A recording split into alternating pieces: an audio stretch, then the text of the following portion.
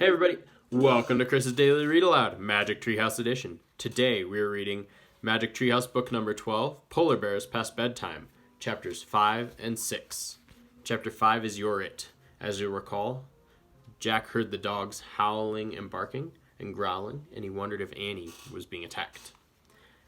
The dogs were barking wildly at two small creatures playing in the moonlight. "Polar bear babies!" cried Annie. One roly-poly cub leapt onto the other. Then they rolled through the snow. "Hi, little bears," Annie called. The cubs jumped up and shook themselves like wet puppies. Then they scampered toward Annie, who rushed to greet them. "Hi, hi, hi," she called. "Wait," Jack shouted. Where's their mother?" He looked around for the mother bear, but she was nowhere in sight. Maybe they're orphans, he thought. Jack looked back at Annie. She was wrestling with the little bears in the snow. She was laughing so hard that she couldn't stand. Jack started laughing too. He carefully put the polar bear masks in his pack. Then he ran to join Annie. She was running with the cubs across the snowy tundra. One of them raced to her, tagged her, then raced away. Annie ran after the bear and tagged him back. "You're it," she said. Jack and the other cub joined in. Soon Jack and Annie and the cubs were all chasing each other over the moonlit snow. They ran until the two cubs fell down ahead of them. The cubs lay perfectly still. Panting, Jack and Annie stared at them. "Are they hurt?" Annie wondered aloud. Jack and Annie ran to the cubs. Just then, as they leaned down to see if they were all right, the cubs jumped up. They pushed Jack and Annie over and scampered away. "They were pretending," said Jack. He laughed. Jack and Annie charged after the cubs. They ran over the white tundra until they came to the frozen sea. Jack looked around. "We're pretty far from the igloo. I don't hear the huskies anymore," he said. "Maybe we should go back." "In a minute," said Annie. "Look." The bear cubs had scooted up a snowbank. They were on their backs, sliding down the bank onto the ice-covered sea. Jack and Annie laughed. "It's like sledding," said Annie. "Let's try it." "Okay," said Jack, "but then we have to go back." Jack followed Annie up the snowbank. He clutched the pack in his arms. Annie lay on her back. She whooped as she slid down the ice. Jack followed her. "Watch out below!" he shouted. The little bears were sitting at the bottom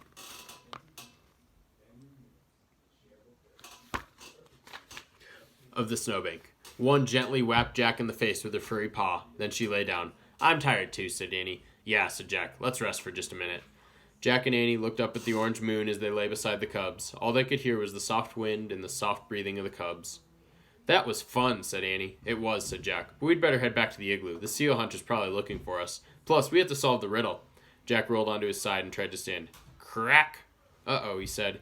He went back down onto his knees. "I think we're on thin ice." "What do you mean?" said Annie. She started to stand. Another crack rang out. "Uh-oh," she said. She carefully lay back down. The polar bear cubs moved closer to Jack and Annie. They made little crying sounds. Jack wanted to cry too, but he took a deep breath. "Let's see what our book says," he said. He reached into his pack for the Arctic book. He took the masks out first and handed them to Annie. "I took these from the igloo by mistake," he said. As he started to reach for his Arctic book, he heard the loudest crack of all. "Crack!" "We're not even moving and the ice is cracking," said Annie. Just then, there came a new sound, a low snorting sound. It came from the top of the snowbank, about 50 feet away. Jack looked up. Staring down at them was a giant polar bear. "The polar bear mother," whispered Annie. Chapter 6. Flying Bears. The cubs whimpered louder. "They want to go to her, but they're afraid of the ice," whispered Jack.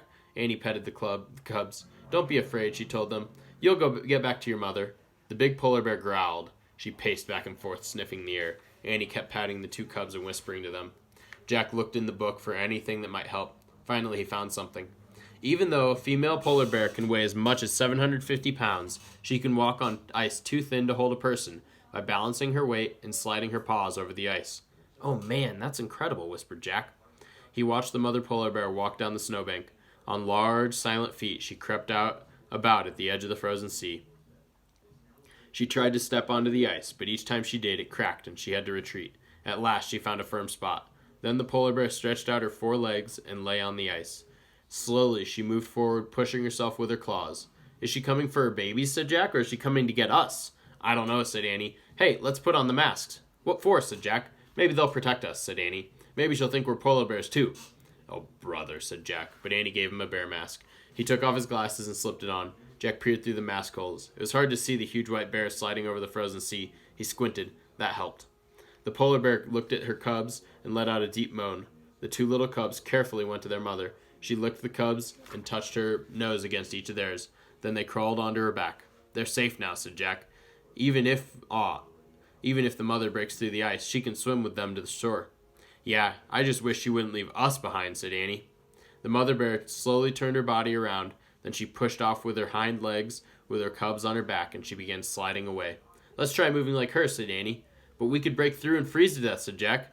If we just stay here, we'll freeze too, said Annie. Remember the seal hunter said his people had learned from the polar bears? Jack took a deep breath. Okay, he said, let's try it. He lay on his stomach. He spread out his arms and legs. Then he copied the bear.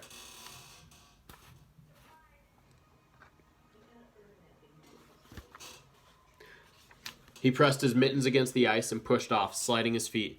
Amazingly, there was no cracking sound. Grrr, he growled, and he pushed off again. He heard Annie sliding behind him. He kept going. He pushed and slid. He pushed and slid again. He made the movements over and over until something happened. He didn't feel like a boy anymore. He felt like a polar bear. Then Jack felt something even stranger. He felt like a flying polar bear. Jack swirled along as if his arms and legs were giant wings, and the moonlit sea ice were a glassy sky. He remembered what the seal hunter had said. Polar bears can fly. And that is the end of Chapter 6. Tomorrow we'll be reading Chapters 7 and 8, and Chapter 7 is called Spirit Lights.